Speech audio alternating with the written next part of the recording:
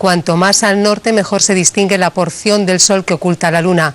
Ahí en Santiago, por ejemplo, se va a llegar a cubrir el sol hasta un 76%, en Madrid casi el 67% y en Barcelona un 64%. Recordamos que un eclipse de sol ocurre cuando la luna se interpone entre la Tierra y el sol. Y esta otra señal también en directo la estamos recibiendo desde las Islas Feroe, un archipiélago semiautónomo danés en el Atlántico Norte. Cuanto más al norte en Europa, mayor es el eclipse. En las Feroe, también en las Islas Svalbard, en Noruega, es donde van a tener el privilegio de ver el sol totalmente tapado por la sombra de la luna. La ocultación del sol empieza 15 horas antes del equinoccio de marzo, que marca el inicio de la primavera astronómica.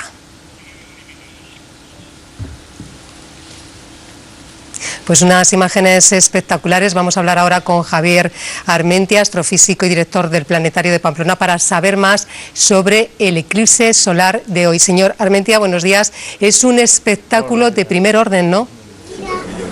Sí, un espectáculo de primer orden que aquí en Pamplona nos lo está hurtando las nubes, pero que en cualquier caso pues ha convocado, como suele ser estos fenómenos, a un montón de gente interesada en conocer qué pasa ahí en el cielo, que la luna está tapando al sol. Este eclipse va a estar muy vigilado no solo por las personas, sino por 3 mini satélites de la Agencia Europea del Espacio. ¿Qué aporta a los científicos la observación de un eclipse solar? Bueno, la verdad es que durante muchísimo tiempo la observación de los eclipses solares era la única forma de que disponíamos para obtener información sobre el estado de actividad del Sol, ¿no? Ahora tenemos telescopios solares y misiones espaciales que pueden hacer un escrutinio completo del Sol a lo largo de todo el año y todos los días y todas las horas, ¿no? Pero los eclipses han mantenido un poco esa importante, digamos, misión de los astrónomos que viene muy de antiguo, ¿no? Es decir, tanto del cálculo de los eclipses al principio como posteriormente del seguimiento de cómo está nuestro Sol y cómo se realizan todos estos movimientos. La ciencia de los eclipses ha ido cambiando, ahora es más espectáculo, es más interés, yo creo que como pasa con otros fenómenos de la astronomía, pero no deja de ser apasionante. Sí, durante el eclipse se va a generar una diferencia de energía solar muy considerable, menos de media hora, por ejemplo, la producción fotovoltaica caerá y subirá como una montaña rusa. ¿Cómo puede afectar esos picos a la red eléctrica? Bueno, afortunadamente la red eléctrica lleva unos modelos que precisamente prevén esto, no solamente prevén los cambios de consumo, las horas valle y los máximos de encendido, las condiciones climatológicas que producen pues los mayores fríos o los mayores o lluvias o todo este tipo de fenómenos, sino también los eclipses. Es decir, esto es una circunstancia perfectamente prevista y uno puede ver, por ejemplo, en la evolución de los datos eléctricos de la red eléctrica española, como ese bajón, que llega a ser hasta de un 70% en algunas partes de la península, está descontado ya, es decir, ya se sabe que se va a producir y que por lo tanto pues tendría que haber una aportación con los otros sistemas de producción eléctrica. O sea, realmente, afortunadamente, todo esto tiene respuestas en una centésima de segundo, con lo cual no tenemos por qué preocuparnos. Usted se refiere a este fenómeno como una irresistible tentación. ¿Qué tienen los eclipses que nos atraen tanto? Posiblemente lo mismo que nos está convocando aquí ahora, ¿no? Y es el hecho de que durante el día, que es algo que tenemos grabado en nuestra memoria, ¿no? Desde niños a mayores, todos los seres humanos somos criaturas diurnas, y el sol sale por un lado y se pone por el otro y nos ilumina durante el día. El hecho de que durante el día se produzca una alteración de eso, que desaparezca incluso el día, ha sido visto y sigue siendo visto como un fenómeno extraño, ¿no? El hecho, además, de que no sean demasiado frecuentes, si esto pasara todos los meses no tendría mayor relevancia, ¿no? Pero como pues eso, no tendremos un eclipse total hasta dentro de unos años, desde aquel eclipse parcial o anular que tuvimos en la península, pues han pasado casi 10 años, realmente no da tiempo a acostumbrarse y por eso nos llama la atención, y yo creo que es bueno. Además hay que enamorar asustar un poco a la gente con estas cosas. Sí, pero a veces las expectativas para ver un eclipse son muy altas y decepciona, visto a pie de calle, a veces por las nubes. Como usted decía al principio, en Pamplona las nubes están impidiendo ver ese eclipse, por ejemplo. Sí, claro, nosotros aquí con la gente de Aston Navarra teníamos todo preparado para poder ver bueno, veis que está aquí un poco todo el mogollón de gente, ¿no? Teníamos todo preparado para poder observar el cielo en directo con los telescopios y con las gafas de eclipse.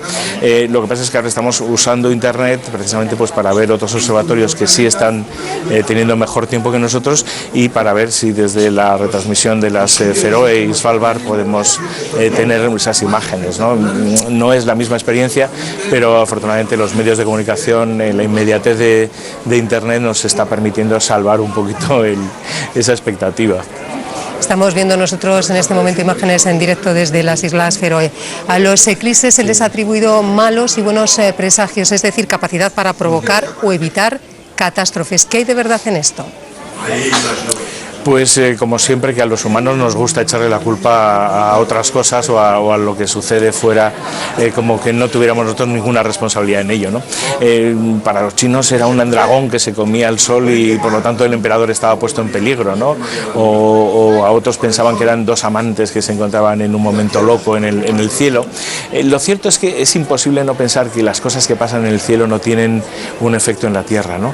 Sin embargo, no. Sabemos que ni siquiera ese cambio de temperatura, ni siquiera ese cambio de luz, ni siquiera ese fenómeno que durante un eclipse total hace que, por ejemplo, los animales se lleguen a acostar pensando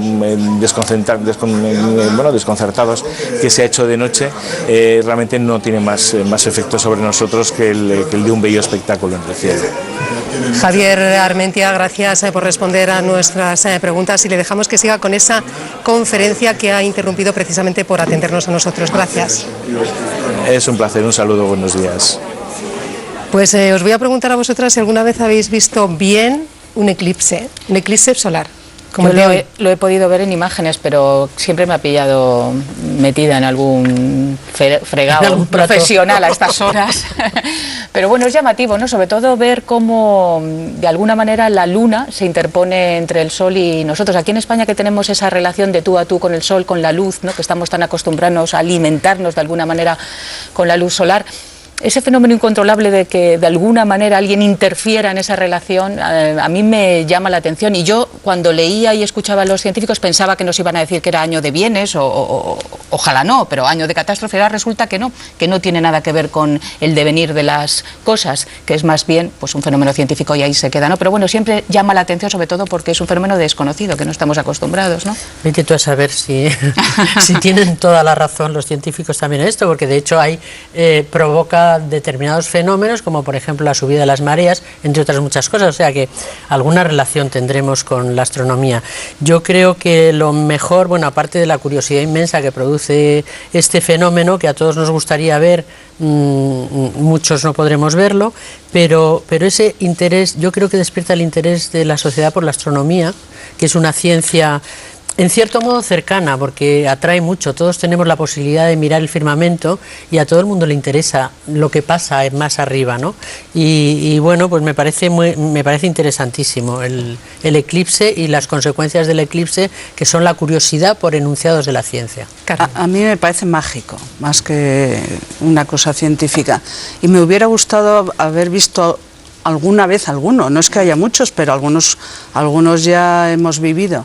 Y ni siquiera cuando era pequeña, que yo recuerdo que hasta nos pusieron gafas en el colegio y todo, yo no llegué a ver las imágenes que vemos en la televisión de los eclipses. Hoy no lo vemos, no lo veremos en Madrid, también está nublado como pasaba en Navarra. Tendremos que esperar a 2026, que confío también confío en que estemos jubiladas y podamos verlo. Esperaremos.